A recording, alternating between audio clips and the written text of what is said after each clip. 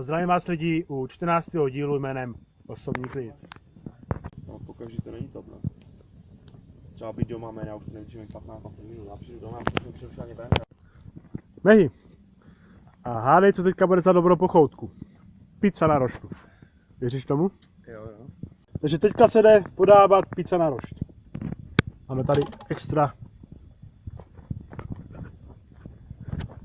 Rošťáček. Tohle kulatý by dal ještě na toto. Jo. A na to by dal pizzu. Co jsem myslel? Paráda. Já si myslím, že už za měsíc tady budeme všetci na lehátku. A bude hodně velká paráda. Já budu přijíždět na lehátku, vole. Jo. Největší trapas je, když jdete po námku a najednou... A to třeba si beru 30 sklinek. Dneska to ukončíme tak, že půjdeme si dát Radek a zvorázku, OK? Jo, zveš? Ne, ty zveš. Protože máš Ačka z dalších dílů.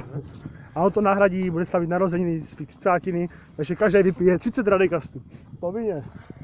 A bude tu divočák. A za měsíc se budeme všetci kopat na bagru. Takže všetci lehátka, Radky do ruky a zdravím do